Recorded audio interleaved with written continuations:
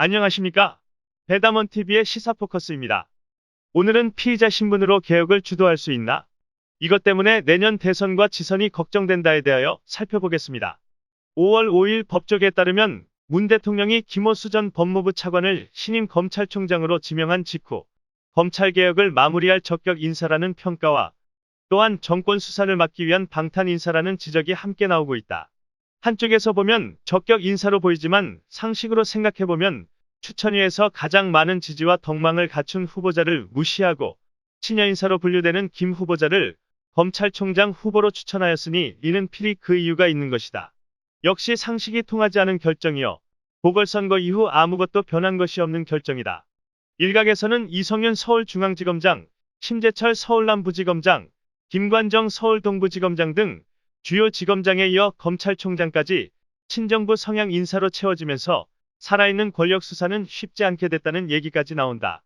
정부와 여권을 겨냥한 사건을 수사 중인 검찰 수사팀 입장에서는 김 후보자를 둘러싼 중립성 논란이 달갑지 않다.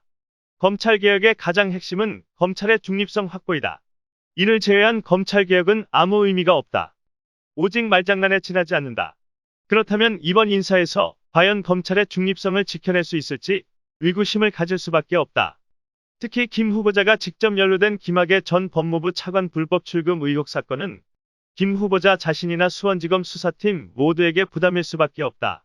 한편 김 후보자는 작년 4월 법무부 차관을 끝으로 공직 생활을 마치고도 통상의 고위직 검사 출신이 그러하듯 개인 변호사 사무실을 차리지 않았다. 대신 언제 있을지 모를 청와대 호출을 기다리는 눈치였다. 결국 김 후보자는 퇴임 1년 만에 차기 검찰총장 자리를 거머쥐었다. 이미 일각에서는 김 후보자와 이성윤 서울중앙지검장 2명을 낙점해 두었다가 여론의 추이를 보면서 최종 김 후보자를 추천하였다는 의견이 나오고 있다. 이성윤 서울중앙지검장이 총장 레이스에서 탈락한 것은 김학의 불법 출금 수사 무마 혐의로 기소를 앞두고 있었던 점이 주된 요인으로 작용했다. 한 법조인은 청와대로선 정권 방탄용으로 이성윤 지검장이 최적의 카드였겠지만 기소가 예정된 상황이어서 포기할 수밖에 없었을 것이라며 결국 정권 말 안전을 책임질 차선으로 친정권 성향의 김 전 차관을 선택한 것 같다고 했다. 수원지검이 김 후보자도 기소할지는 불투명하지만 그 역시 검찰 수사 대상이다. 법조인들은 김 후보자가 피의자 신분이란 점은 이 지검장과 다르지 않다고 했다. 특히 김 후보자는 법무차관 재직 때인 2019년 3월 김학의 불법 출금에 관여했다는 의혹으로 최근 수원지검 소환 통보를 받았지만 출석하지 않았다. 그러다가 본인이 국민천거자 명단에 들어갔고 법무부의 총장 후보 추천 일정이 가시화되자 그제서야 서면 진술서를 제출했다고 한다. 김 후보자는 지난달 29일 열린 검찰총장 후보추천위원회에서 선정된 후보자 4명 가운데서도 가장 적은 표를 얻은 것으로 알려졌는데 법조계에서는 추천위 투표 순위가 총장 임명 기준은 아니겠지만 그만큼 외부의 시각과 청와대 눈높이 사이에 괴리가 있는 것 아니겠느냐는 반응이 흘러나온다. 결국은 법무부 장관, 검찰총장, 서울중앙지검장 3명 모두 검찰 조사를 받고 있는 피의자 신분이다. 과연 3명 모두 피의자 신분으로 검찰개혁을 하겠다고 하면 국민들이 이를 믿을 수 있겠는가? 검찰 내부에서의 반발은 없을 것인가? 이를 따져봐야 한다. 바로 내년 3월의 대선과 또한 6월의 지방선거가 코앞에 놓여 있다. 문재인 정부의 마지막 검찰총장인 김 후보자의 최대 과제로는 내년 3월 실시될 대선 및 6월에 있을 지방선거의 공정한 관리이다.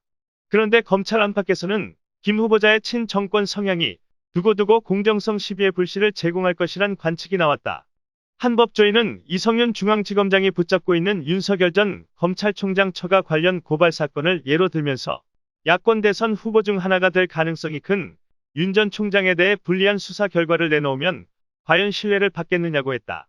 아직은 여야의 대통령 후보가 결정되지 않았다. 야권은 올해 10월에서 11월경에 후보가 결정될 것이다. 그때부터 검찰의 자세가 매우 중요하다.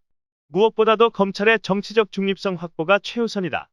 검찰이 야권 후보를 흔들어서는 절대 안 될 것이다. 선거 진행 과정에서 검찰의 중립성이 흔들리면 국가는 무너지게 된다.